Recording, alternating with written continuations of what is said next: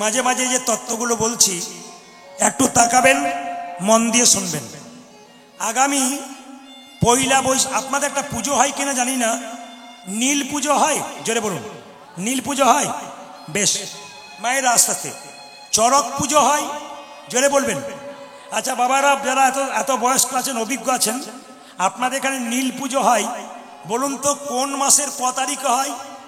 চৈত্র মাসের সংক্রান্তির আগের দিন। ওটার নাম কি? নীল ষষ্ঠী। আসলে নীল ষষ্ঠী তো পুজো করেন, মানেটা কি? নীল ষষ্ঠী হচ্ছে শিব দুর্গার বিবাহ। দেখবেন দক্ষ রাজার কন্যা পার্বতী স্বামীর অপমান সহ্য করতে না পেরে যখন নিজেকে শেষ করে দিয়েছিল, পার্বতীর পরে ওই পার্বতী আবার জন্ম নিয়েছিল। পুরাণ বলছে নীলধ্বজ রাজার বাড়িতে বিল্লবনে নাম রেখেছিল নীলাবতী। এই নীলাবতীর সঙ্গে আবার ভোলানাথের বিয়ে দেওয়া হয়। এই জন্য তখন থেকে নীল ষষ্ঠী পুজো নামকরণ করা হয়। মায়েরা, নীল ষষ্ঠী পুজো, বাবা শিবের নাম নীলকণ্ঠ, সেই নীল অনুযায়ী নীল ষষ্ঠীর পুজো হয়। আচ্ছা, নীল ষষ্ঠীর পুজো কেন করেন একটু শুনে নিন। ছেলে মেয়ের মঙ্গলের জন্যে মায়েরা সবাই নীল ষষ্ঠী পুজো করেন। ছেলের আয়ু বৃদ্ধি হবার জন্যে, ছেলের সুস্থ থাকার জন্যে। একটু শুনে নেবেন। কাশীতে গঙ্গার ঘাটে একজন ব্রাহ্মণ আর ব্রাহ্মণী চোখের জলে ভাসছে। তখন নীল ষষ্ঠী বুড়িমার রূপ ধারণ করে বলছে, তোমরা কাঁদছো কেন? তখন ব্রাহ্মণী বলছে, আসলে তা নয়, আমার ছেলে অনেকগুলো হলো আর মরে গেল, আমি ছেলে পাচ্ছি না, তাই আমি কাঁদছি। তখন নীল ষষ্ঠী বুড়িমার রূপ ধারণ করে বলল, শোনো মা, আগামী 29শে চৈত্র যে নীল ষষ্ঠী পুজো হবে, সেদিন সারাদিন উপবাস থেকে শিবের মন্দিরে বাতি জ্বালিয়ে তুমি যদি জলগ্রহণ করতে পারো, তোমার ছেলের মঙ্গল হবে, তোমার ছেলে সুস্থ হবে। ওই জন্য মায়েরা, নীল ষষ্ঠী দিনে আপনারা কি করবেন? সারাদিন উপবাস থাকবেন, সন্ধ্যাবেলায় শিবের মন্দিরে বাতি জ্বালিয়ে দেবেন। আপনাদের ছেলের কি হবে? পরমায়ু বৃদ্ধি হবে। তখন থেকে ব্রাহ্মণীর কি হলো না, ব্রাহ্মণীর সন্তান হতে আরম্ভ করলো, এবং সেই সন্তান ধীরে ধীরে পরমায়ু লাভ করে অনেক দিন বাঁচতে শুরু করলো। 30শে চৈত্র আপনাদের মুর্শিদাবাদে হয়, কারণ আমি পড়ছিলাম এক জায়গাতে, বিশেষ বিশেষ জায়গা পশ্চিমবাংলার হয়। 30শে চৈত্র আপনাদের চড়ক পূজা হয়। বলুন, এই চড়ক পূজার জন্ম কোথা থেকে? এই ব্রহ্মবৈবর্ত পুরাণ কি বলছে? বলছে ভগবান কৃষ্ণের সঙ্গে বান রাজার যুদ্ধ হলো। বান রাজার গোটা শরীর ক্ষতবিক্ষত হয়ে গেল। বান রাজা ক্ষতবিক্ষত শরীরে রক্তাক্ত হয়ে তার সদস্যদেরকে নিয়ে ভোলানাথের কাছে নাচতে শুরু করলো। কেন? কেন? অমরত্ব পাবার জন্য। আপনাদের বলে যায়, এই চড়ক পূজা খুব কিন্তু মাহাত্ম্য আছে। 12 মাসে 13 পার্বণ, তার মধ্যে একটা চড়ক পূজা। 30শে চৈত্রের আগের দিন দেখবেন চড়ক গাছ কোথায় থাকে? পুকুরে থাকে না? তাকে তুলে আনা হয়, পরিষ্কার করে ধুয়ে মুছে পরিষ্কার করা হয়।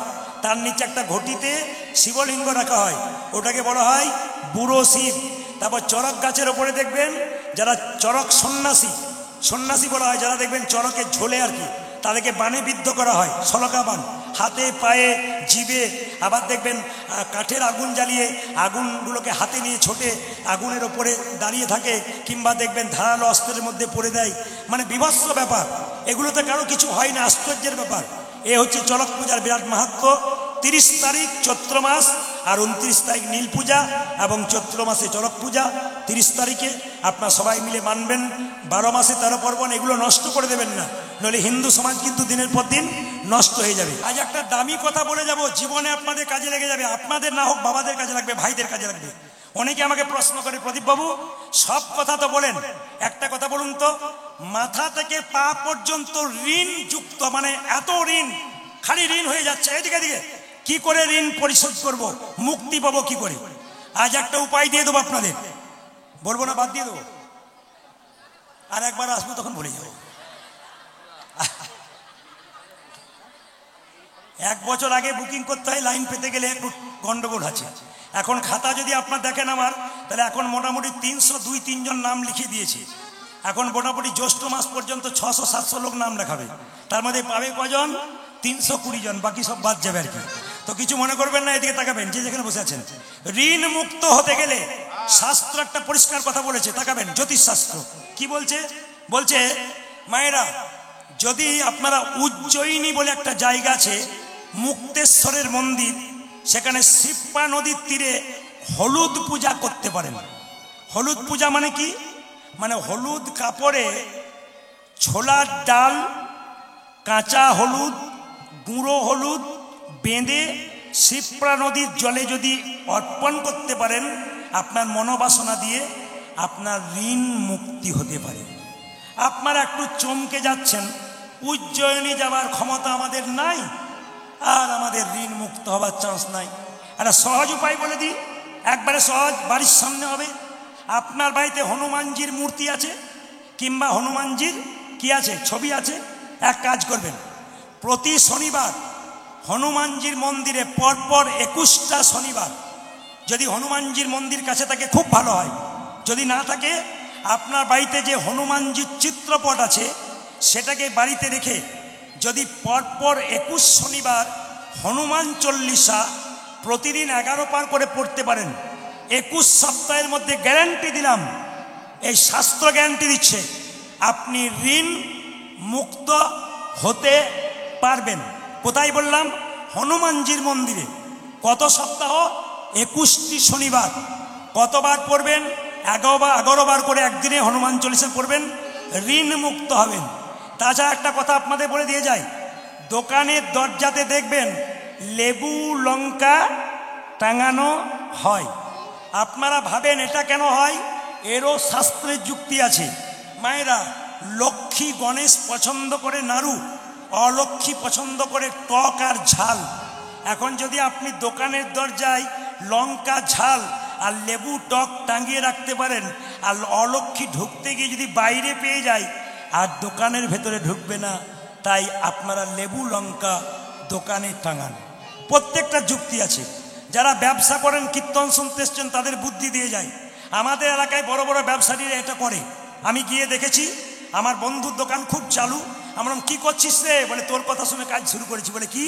এই দেখুন, দোকান খুলবেন, শুদ্ধ কাপড় পরে দোকান খুলবেন, অশুদ্ধ কাপড় পরে নয় কিন্তু। ধূপ দেখাবেন ভগবানকে। এইবার প্রথমে ঢুকেই একটা করে পাতা, খাতার একটা করে পাতা রেডি রাখবেন প্রত্যেক দিন। ঢুকেই হরে কৃষ্ণ মহামন্ত্রটা 1 লাইন লিখলেন। দোকান দিতে দিতে ফাঁক পেলেন, আবার হরে কৃষ্ণ মহামন্ত্রটা 1 লাইন লিখলেন। সকাল থেকে রাত্রি পর্যন্ত দোকান বন্ধ করবার আগে যখনই ফাঁক পাবেন, প্রতিদিন 1 পাতা করে হরে কৃষ্ণ মহামন্ত্র নামটা লিখুন। 30 দিনে 30 পাতা লিখুন। ভগবানের কৃপা হবে না কে বলেছে?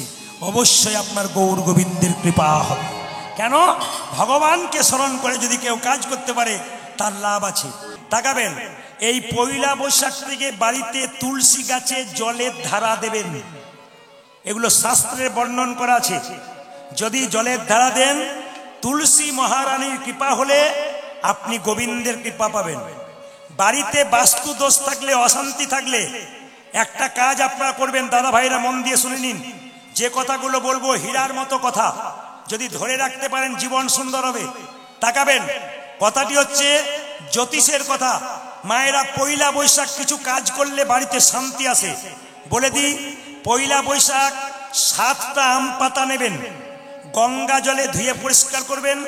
যদি গঙ্গা জল না থাকে তাহলে এরকম সাদা জলে পরিষ্কার করে ধুয়ে নেবেন। তাকাবেন মন দিয়ে।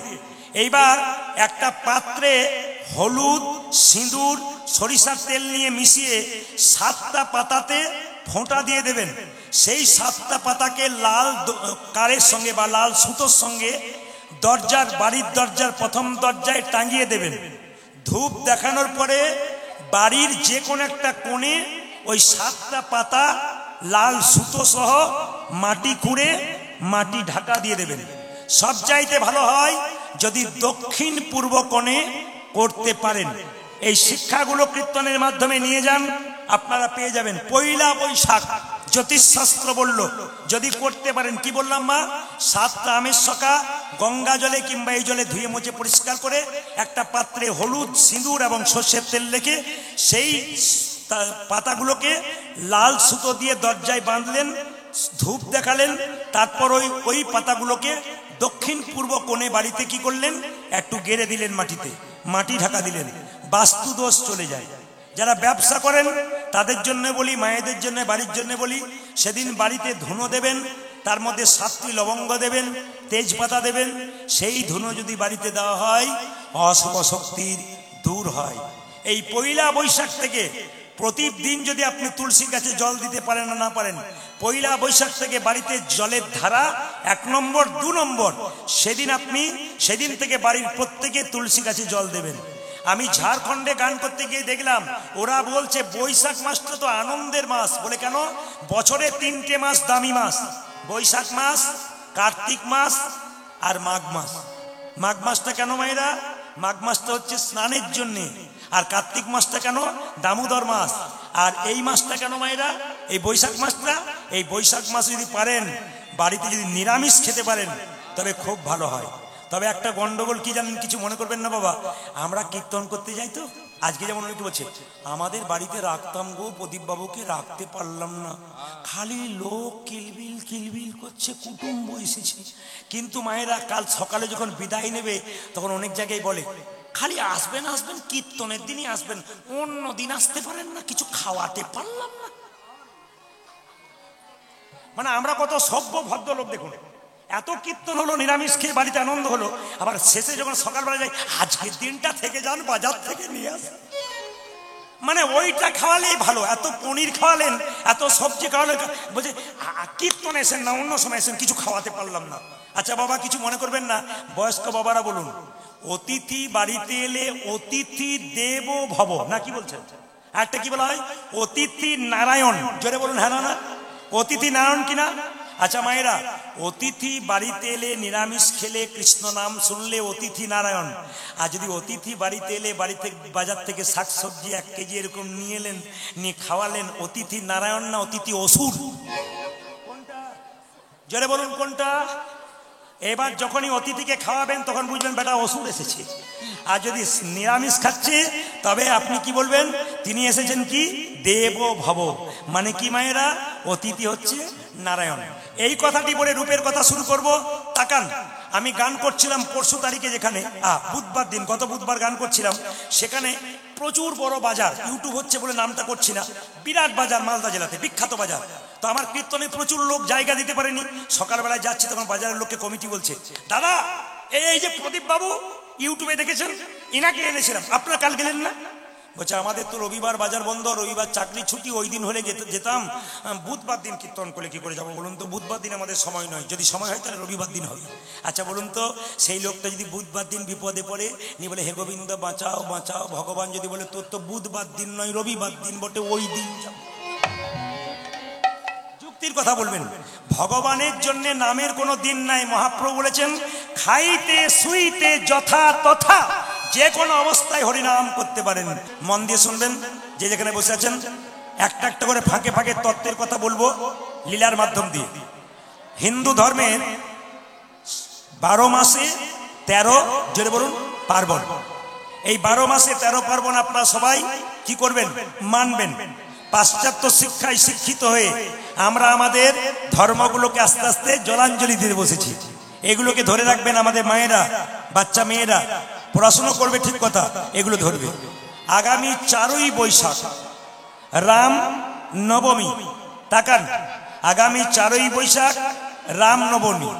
একটু বলবেন আপনারা, সেই দিন রামনবমীর দিনে সকালবেলায় ঘুম থেকে উঠে আপনাকে গঙ্গায় স্নান করতে হবে। প্রশ্ন করবেন, গঙ্গা যদি কাছে না থাকে তাহলে গঙ্গা স্নান করব কি করে?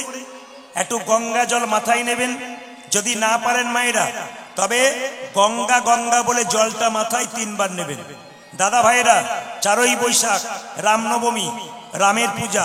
তাকাবেন, সকালবেলায় ঘুম থেকে উঠে স্নান করে একটা নতুন পোশাক পরবেন। যদি পোশাক না করতে পারেন তাহলে আপনি কি পরবেন? একটা পুরনো পোশাক, ধোয়া পোশাক পরবেন।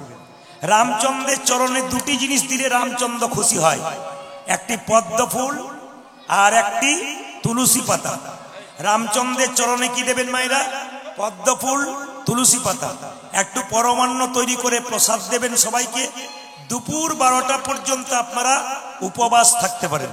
যদি নির্জলা থাকেন তাহলে খুব ভালো হয়। কটা পর্যন্ত? দুপুর 12টা পর্যন্ত। এইবার বলি, রামচন্দ্রের মূর্তি বলুন বা রামচন্দ্রের ছবি বলুন, তাকে স্নান করাবেন দুরকম জিনিস দিয়ে, একটা পঞ্চামৃত, একটা পঞ্চগব্য। পঞ্চামৃত কাকে বলে মা? দুধ, ঘি, দই, চিনি, জল আর মধু, এই দিয়ে স্নান করাতে হবে, এটা পঞ্চামৃত। আর পঞ্চগব্য কাকে বলে?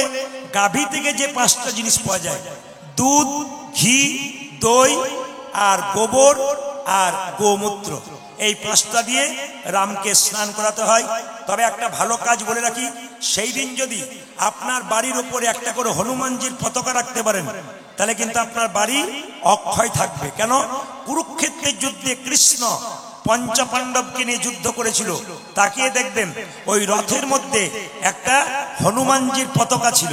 তাই বাড়ি বাড়ি যদি কেউ সংসার কুরুক্ষেত্রের যুদ্ধে বাড়িটাকে রথ মনে করেন, তার উপর একটা হনুমানজির পতাকা দিতে পারেন, তাহলে কিন্তু আপনার বাড়ি দেখবেন চিরকাল সুন্দর থেকে সুন্দর থাকবে। তাই বলে দিই আপনাদেরকে, দেখবেন দুর্গা পূজা শরৎকালে হয়, তার চাইতে বড় পূজা কোনটা না? বাসন্তী পূজা। বাসন্তী পূজাটা আসল দুর্গা পূজা। ওই দিন 9 দিন পর্যন্ত নবরাত্রি হয়, নবরাত্রির শেষ নবমী, আর সেই দিন কিন্তু রাম নবমী। সীতারও কিন্তু নবমীতে জন্মেছে, ওই নবমী নয়, সীতা নবমীও পালন করা হয়। তাই আপনারা সবাই বলুন, বলিয়ে শ্রী রামচন্দ্র ভগবান কি, বলিয়ে শ্রী রামচন্দ্র ভগবান কি, পবন পুত্র হনুমান কি, রামচন্দ্র ভগবান কি। কিছুক্ষণ আগে আপনাদের বললাম ভগবানের মাথায় ময়ূরের পালক ছিল। একটু সবাই জেনে নিন, এত পাখির পালক থাকতে কৃষ্ণ কেন ময়ূরের পালক নিল? হিন্দুর প্রত্যেকটি ভাইয়ের কাছে আমার নিবেদন রইল, রূপের গান শুনছেন, এই তত্ত্ব শুনতে হবে। ভগবান এত পাখির পালক থাকতে ময়ূরের পালক নিল কেন মা? সবাই শুনবেন। ত্রেতা যুগে রামচন্দ্র 14 বছরের জন্য বনবাসে গিয়েছিল, রাবণ সীতাকে হরণ করে নিয়ে চলে গেল। সেই সময় একটা পাখি বাধা দিয়েছিল, পাখিটার নাম কি? জোরে বলুন। জটায়ু। জটায়ু যখন বাধা দিল, রাবণ তখন জটায়ুর ডানা কেটে দিল। জটায়ু ছটপট ছটপট করছে। রামচন্দ্র বলছে, হ্যাঁ গো জটায়ু, তোমার এই অবস্থা কে করলো? রাবণ। ওগো প্রভু রাম, আমি মাকে বাঁচানোর চেষ্টা করলাম, বাঁচাতে পারলাম না, রাবণ ডানা কেটে দিয়েছে, আমি আর বাঁচবো না। রামচন্দ্র বলছে, হ্যাঁ গো জটায়ু, তুমি তো আর বাঁচবে না, তা মৃত্যুর আগে তুমি কি চাও? জটায়ু বলছে, হে প্রভু, আমি জন্মে জন্মে যেন তোমার চরণ পাই। ভগবান রামই বলল, জটায়ু, এ যুগে তো নয়, আগামী দাপরে তুমি হবে ময়ূর পাখি, তোমার পালক আমি মাথায় রাখবো। জগৎকে শিক্ষা দেব, যে ভগবানের হয়ে কাজ করে ভগবান তাকে মাথায় রাখে। তাকাবেন তাকাবেন, তাকে মাথায় রাখে। ও মা, এই দিকে তাকান, ময়ূরের পালকটা বাম দিকে আছে না ডান দিকে আছে? জোরে বলুন, কোন দিকে আছে বলুন? বাম দিকে আছে। এখন এর মধ্যে প্রশ্ন আছে, ময়ূরের পালকটা গোবিন্দের বাম দিকে রইল কেন? ডান দিকে রইল না, সোজা রইল না, কেন রইল না? তাকাবেন মায়েরা, একটা বাড়িতে অনেকগুলো মানুষ থাকলে ঝগড়া হয়। কি নিয়ে ঝগড়া হয়? কাজ কাজ নিয়ে। আমি কর্ম করবার, তুই বসে বসে টিভি দেখবি, ঝগড়া হয়। কিন্তু ভগবানের শরীরে যারা রয়েছে মা, তাদের মধ্যে ঝগড়া হচ্ছে। কার কার মধ্যে? ময়ূরের পালক আর নুপুরের মধ্যে। ময়ূরের পালক বলছে, নুপুর তুই ছোট লোক, তুই গোবিন্দের চরণে থাকিস, আমি বড় লোক, আমি গোবিন্দের মাথায় থাকি। আচ্ছা বলুন তো, আপনাদের গ্রামে দুজনের মধ্যে ঝগড়া হলে মাঝ থেকে তো একজনকে ঝগড়া মেটাতে হবে। তা গোবিন্দের চরণে নুপুর, মাঝখানে কি ময়ূর পুচ্ছ, ওপরে কি ময়ূর পুচ্ছ, মাঝে আছে বাঁশি। বাঁশি কেঁদে কেঁদে বলল, ওরে ময়ূর পুচ্ছ, এ জগতে যত সাধু গুরু মুনি ঋষি বৈষ্ণব আছে, তারা কোনোদিন গোবিন্দের মাথায় থাকতে চায় না। যত মুনি ঋষি সাধু আছে, তারা গোবিন্দের চরণ চাই। ওরে নুপুর রে, তুই যদি চরণে পেয়েছিস তবে সর্বশ্রেষ্ঠ স্থানে পেয়েছিস। নুপুরের আনন্দ ধরছে না, নুপুরের জিতং জিতং জিতং বাজে, নুপুর জিতং জিতং জিতং বাজে, জিতং জিতং জিতং বাজে, নুপুরে জিতং জিতং জিতং বাজে। গোবিন্দের রাঙা চরণ পেয়ে জিতং জিতং জিতং, আজ গোবিন্দের রাঙা চরণ পেয়ে জিতং জিতং জিতং বাজে, গোবিন্দের রাঙা চরণ পেয়ে জিতং জিতং জিতং বাজে, গোবিন্দের রাঙা চরণ পেয়ে জিতং জিতং জিতং বাজে, গোবিন্দের রাঙা চরণ পেয়ে জিতং জিতং জিতং বাজে আজ গোবিন্দের রাঙা চরণ পেয়ে আর আনন্দ ধরে আজ গোবিন্দের রাঙা চরণ পেয়ে আর আনন্দ ধরে না রে গোবিন্দের রাঙা চরণ পেয়ে আর আনন্দ ধরে না রে জিতং জিতং জিতং বাজে। তাকান তাকান ময়ূর পুচ্ছের অহংকার ভেঙে গেল। নুপুরটাকে ও বাবা বলেছেন নুপুরটাকে একটু জানিয়ে দিন, আমি জানিয়ে দেবো, এখনই জানিয়ে দেবো আপনাদের আস্তে আস্তে এই যে আপনাদের প্রশ্নের উত্তর জানিয়ে দেবো।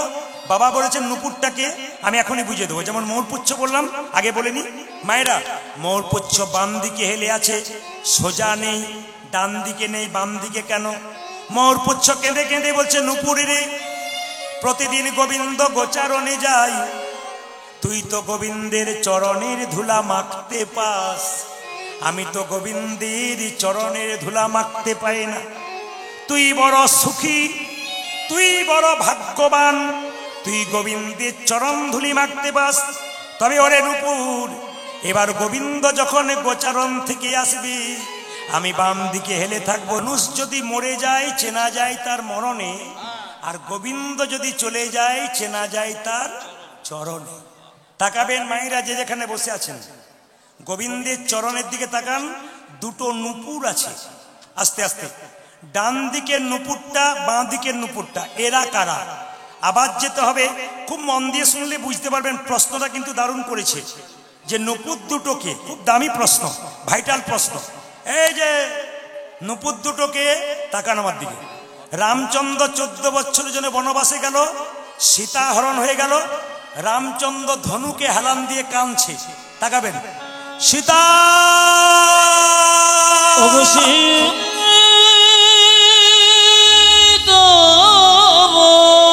সীতা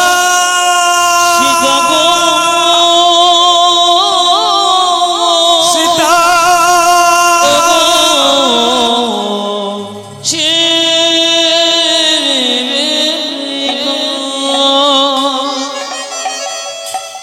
রামচন্দ্রের চোখে জল, মাটিতে রক্ত।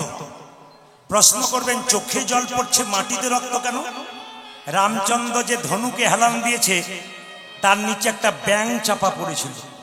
লক্ষণ বলছে দাদা তোমার চোখ থেকে জল পড়ছে, মাটিতে রক্ত কেন? রামচন্দ্র বলছে তাই তো রে, দেখি দেখি দেখি দেখি দেখি দেখি দেখি। রামচন্দ্রের চোখের জল আর ব্যাঙের রক্তে একটা নদীর সৃষ্টি হয়েছিল। এই নদীটার নাম বৈতরণী নদী। ভালো করে শুনবেন, রামচন্দ্রের বৈতরণী নদীর জন্ম কোথা থেকে? রামচন্দ্রের চোখের জল এবং ব্যাঙের রক্তে যে নদীর সৃষ্টি হলো, ওর নাম বৈতরণী নদী। তাকাবেন মায়েরা, রামচন্দ্র যখন দেখলো ব্যাঙটা চাপা পড়েছে, তার রক্ত গড়গড় করে পড়ছে, চোখের জলটাও তার সঙ্গে মিশছে, নদী হয়ে গেল। ব্যাঙটাকে হাতে নিয়ে বলল, ব্যাঙ তোকে যখন চাপা দিলাম তখন তুই চিৎকার করলি না কেন? ব্যাঙ বলছে প্রভু, বিপদে পড়লে সবাই ভগবানকে ডাকে, স্বয়ং ভগবান যদি মারে তবে আর কাকে ডাকে? বিপদে পড়লে সবাই ভগবানকে ডাকে, আর ভগবান যদি মারে তবে আর কাকে ডাকবো? হ্যাঁ রে ব্যাঙ, তুই পূর্ব জন্মে কে ছিলি? প্রভু আমি পূর্ব জন্মে ছিলাম কর্ণম মুনি। কেন তুই ব্যাঙ হলি? গুরু অভিশাপ। তোর গুরুদেবের নাম কি? বিশ্বাবসু মুনি। কেন তুই অভিশাপ পেলি? একদিন গুরুদেবের চরণ সেবা করতে করতে তার শরীরে নখের আঁচড় দিয়ে ফেলেছিলাম। গুরুদেব অভিশাপ দিয়েছিল, ওরে কর্ণম মুনি তুই আমার চরণ সেবা করতে করতে নখের আঁচড় দিলি, অভিশাপ দিলাম তোরে ব্যাঙ কুলে জন্ম হোক। সেই দিনে কেঁদে কেঁদে বলেছিলাম, হে গুরুদেব, হে গুরুদেব, অভিশাপ যদি দিলে আমায় ব্যাঙ কুলে জন্ম হোক, তবে আশীর্বাদ দাও, আশীর্বাদ যেন মৃত্যুটা ভগবানের চরণে চরণে। রামচন্দ্র বলল, ওরে ওরে ওরে কর্ণম মুনি, আমি জানি গুরু অভিশাপ যেমন লেগেছে, তুই ব্যাঙ হয়েছিস, আশীর্বাদ লাগবে, আমার চরণে তোর মৃত্যু হবে। বল ব্যাঙ তুই কি চাস? প্রভু আমার জন্য আমি কিছু চাই না, আমার গুরুদেব বিশ্বাবসু মুনি যেন তোমার চরণে জায়গা পায়। বাহ, তোর গুরু তোকে অভিশাপ দিল, তবু তুই গুরুকে আমার চরণে রাখতে চাই? ওরে তোকে আশীর্বাদ করলাম, আগামী দাপর আমি কৃষ্ণ হব, তুই কর্ণ মুনি হবি আমার ডান চরণের নূপুর, আর তোর গুরুদেব হবে আমার বাঁ চরণের নূপুর। ইউটিউবে আপনারা পেয়ে যাবেন যে ভগবানের চরণের নূপুর দুটিকে। যদি ভগবানের চরণ দেখেন মায়েরা, তাহলে দেখতে পাবেন ডান চরণের নূপুর ছোট আর বাম চরণের নূপুর বড়। কেন? ডান দিকে শিষ্য আছে ছোট, বাঁ দিকে গুরু আছে বড়। মায়েরা বলুন, চরণ ভালোবাসেন গোবিন্দের না বদন ভালোবাসেন? জোরে বলবেন আপনারা, চরণ না বদন? জোরে বলুন। যে ঘুমাচ্ছে সে বলুন কোনটা, চরণ না বদন? জোরে বলুন কোনটা? চরণ। কেন? বদনটা কালো বলে পছন্দ হয় না। আরে বাবা, চরণ না ধরলে তো বদনে পৌঁছানো যাবে না। এই যে সবাই লোক বলো রাধা রানী কি, শ্যাম সুন্দর কি, মদন মোহন কি। রাধারানী কেঁদে কেঁদে বলছে ললিতারে, বিধি আমাকে কোটি নেত্র নাহি দিল, সবে দিল দুই, তাহাতে পলক দিল কি হেরিব মুই। কোটি কোটি চোখ পেলেও গোবিন্দের রূপ দেখে শেষ হয় না, তো কোটিটা চোখ দিল না, কিন্তু আমাকে বিধি দুটো চোখ দিল, তাতে আবার পলক দিয়েছে। মায়েরা, মিন মিন মিন জানেন মিন কাকে বলে? মিন হচ্ছে মাছ। মাছ, মাছের চোখ তাকিয়েছেন, চোখের দিকে কোনো পলক নাই। রাধারানী কেঁদে কেঁদে বলছে বিধি রে, কোটি নেত্র নাহি দিলি, সবে দিলি দুই, তাহাতে পলকে দিলি কি হেরিব। কেঁদে কেঁদে বলছে বিধি কেন মিনের নয়ন দিলে না, বিধি আমায় কেন মিনের নয়ন দিলে লাগে, মিনের নয়ন দিলে না। কেন মিনের নয়ন দিলে না রে। আমি অপলকে কৃষ্ণ দেখিতাম, মিনের নয়ন দিলি না। আমি অপলকে কৃষ্ণ দেখতাম, কেন মিনের নয়ন দিলে লাগে, অপলকে কৃষ্ণ বিধি কেন মিনের নয়ন দিলে লাগে, অপলকে কৃষ্ণ বিধি আমায় কেন মিলে নয়ন দিলে লাগে, বিধি কেন মিলে নয়ন দিলে লাগে।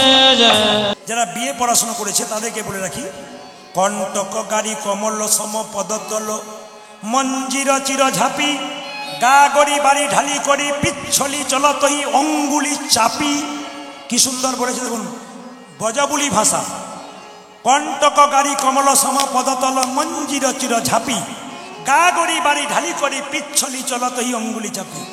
রাধারানী উঠোনে জল ঢেলে দিত, কাঁটা গেড়ে গেড়ে হা কৃষ্ণ প্রাণ গোবিন্দ বলে কেঁদে কেঁদে যেত। ও মায়েরা, একদিন রাধারানী বাড়িতে রান্না করছে, আর জটিল কুটিলে গিয়ে রান্নাশাল থেকে দেখছে রাধারানীর চোখ থেকে জল পড়ছে, গড় গড় গড় গড় করে রাধারানী কাঁদছে। জটিলা বলছে কুটিলে, এই জানলা দিয়ে কি দেখছিস? কি দেখছি? হ্যাঁ, তোর বইয়ের কাণ্ড কারখানা। কেন? আমার বউ তো রান্না করছে। হ্যাঁ, রান্না করছে না চাই, তবে আমার বউ কি করছে? ওই রান্নাশালে বসে বসে কান্না করছে। জটিলা কিন্তু ভালো ছিল, সে বলল বৌমা তুমি কাঁদছো? সঙ্গে সঙ্গে রাধারানী যেগুলো যে এখনই ধরা পড়ে যাব আমি কাঁদছি। ওগো মা গো, আমি কাঁদি নাই, কাঠগুলো সব ভিজেছিল, উনানে দেওয়ার সঙ্গে সঙ্গে ধোঁয়া হয়েছে, তা থেকে চোখে জল পড়েছে। বলছে ললিতা, জটিলা কুটিলাকে বলছে, এই কুটিলে, বউকে শুকনো কাঠে নিতে পারিস না? শুকনো কাঠ আনবি, বউয়ের কষ্ট হবে না। রাধারানী জানে মায়ে বেটিতে ঝগড়া হবে, মায়ে ঝিয়ে, তাই বলো মা গো, ননদিনীর কোনো দোষ নাই, ননদিনী আমায় শুকনো কাষ্ঠ এনে দেয়, কিন্তু অভাগিনীর কর্মদোষে এই কৃষ্ণ প্রেম রসের ধারা বইয়ে আমার নয়ন যুগল দিয়ে ধারা বই। ওগো মা, শুকনো কাঠ হলে আপনি জ্বলে, কিন্তু কৃষ্ণ সুখে যদি কেউ সুখ না পায়, তবে সুখে না হলে আপনি জলে। হরি সুখে না হলে আপনি জলে, সুখে না হলে আপনি জলে, কৃষ্ণ সুখে সুখে না হলে, সুখে না হলে আপনি জলে। ওগো কৃষ্ণ সুখে গে সুখে না হলে, সুখে না হলে আপনি জলে, কৃষ্ণ সুখে সুখে না হলে, সুখে না হলে আপনি জলে, কৃষ্ণ সুখে সুখে না হলে, সুখে না হলে আপনি জলে, সুখে না হলে পড়াশোনা করেন তাদের জন্য বলি, উজ্জ্বল নীল গ্রন্থ, উজ্জ্বল নীল গ্রন্থ বলে একটা গ্রন্থ আছে, উজ্জ্বল নীলমণি গ্রন্থ। তাতে লেখা আছে কি, তাকাবেন, বলছে জটিলা কুটিলা কৃষ্ণ বিবাদিনী ছিল না, কৃষ্ণ রস পুষ্টিকারিণী। কেন? জটিলা কুটিলা রাধারানীকে কি ভাবত? ফুল। আর কৃষ্ণকে ভ্রমর ভাবত। কেন রাধারানীকে বাইরে যেতে দিত না? ওরা জানে রাধারানী ফুলকে যদি বাইরে বেরোতে দিই, কৃষ্ণ ভ্রমর বাইরে বাইরে মধুপান করবে, আমরা যুগল দর্শন করতে পারবো না। যদি ঘরের মধ্যে রাইধনীকে জোর করে বেঁধে রাখি, কৃষ্ণ ভ্রমরে যেখানেই থাক না কেন ছুটে আসবে। আমরা ঘরে বসে চরণে পাবো হরি বল। আমরা ঘরে বসে চরণে পাবো, ঘরে বসে চরণে পাবো। আমরা ঘরে বসে চরণ পাবো।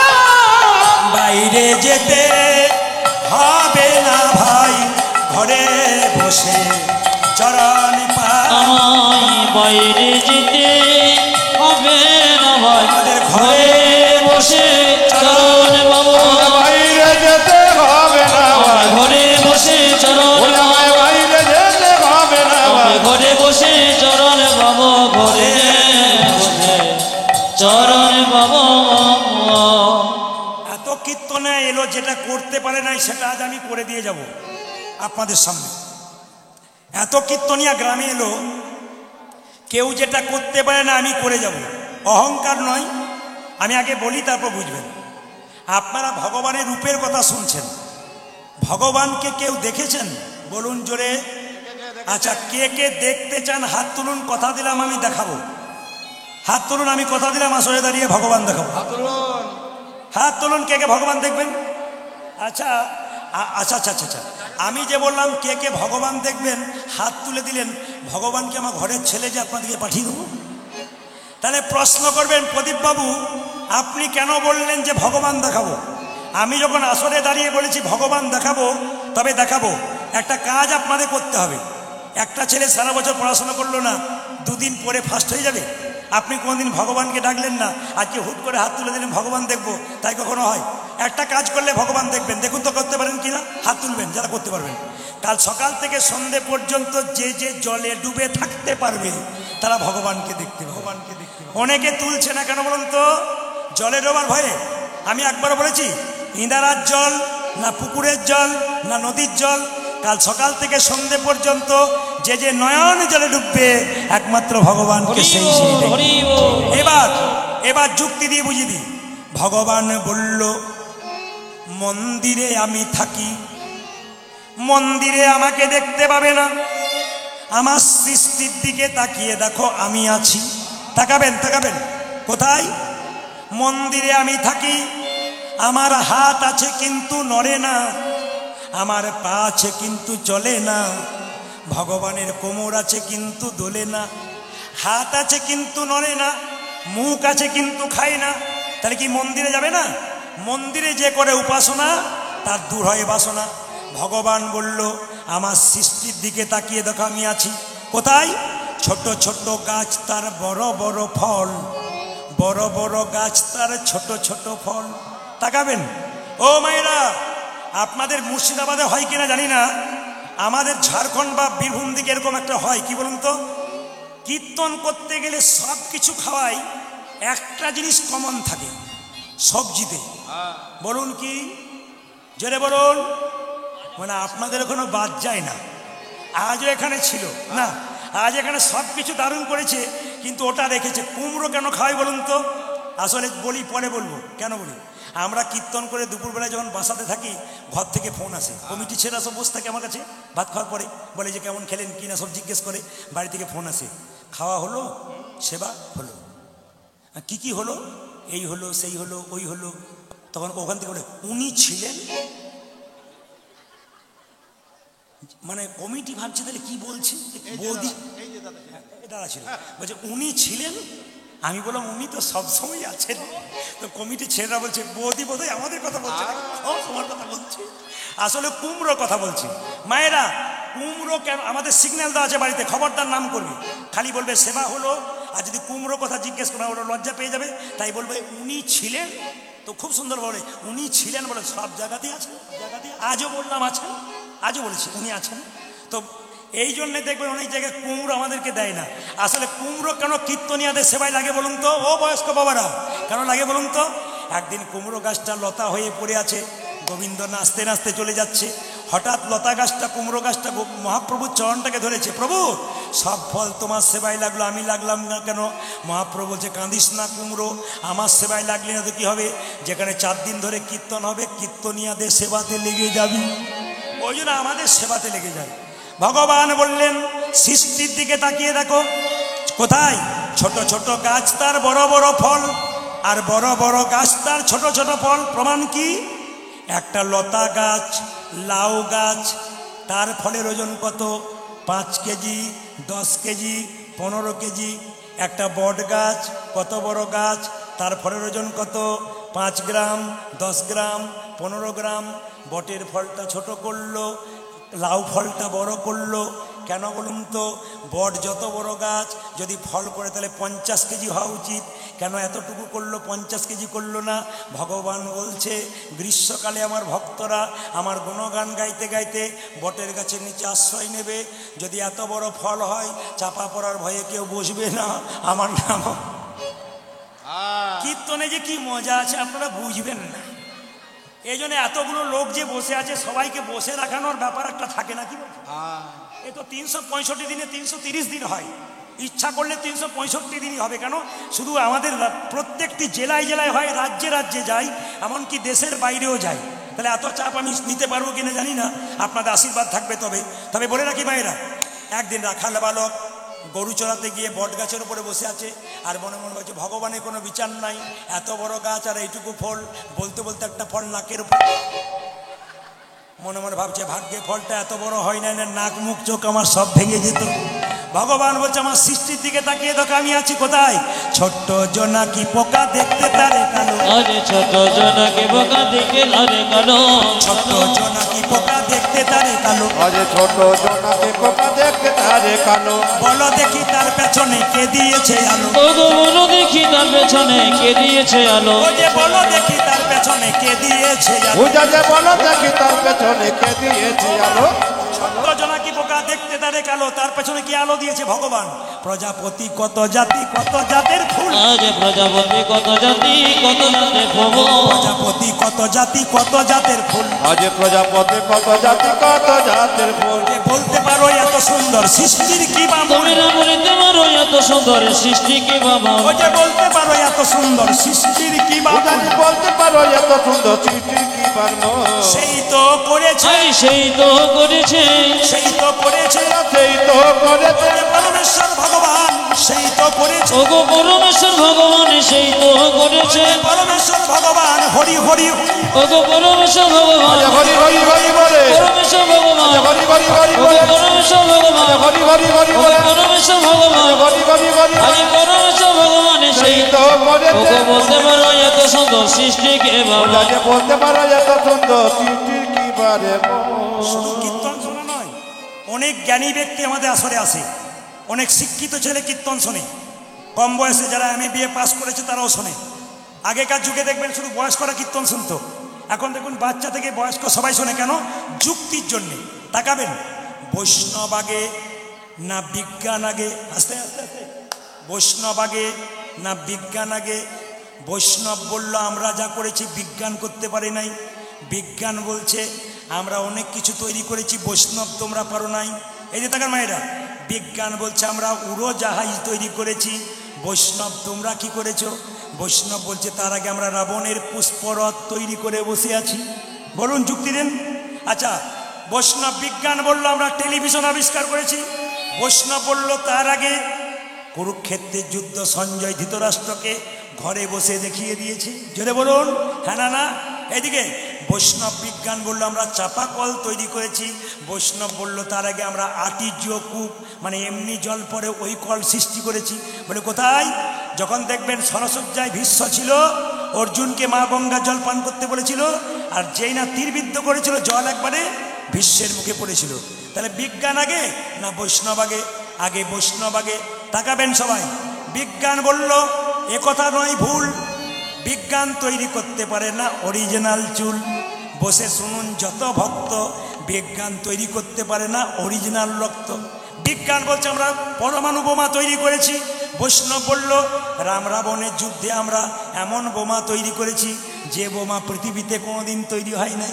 মায়েরা, এই জন্য আপনাদের কাছে নিবেদন রইল, বৈষ্ণবকে সম্মান দেবেন। যেখানে বৈষ্ণবের সম্মান হয় না, যেখানে ব্রাহ্মণের সম্মান হয় না, যেখানে ভক্তের সম্মান হয় না, সেই জায়গায় আমরা কেউ যাব না। নিতাই গৌর হরি হরি।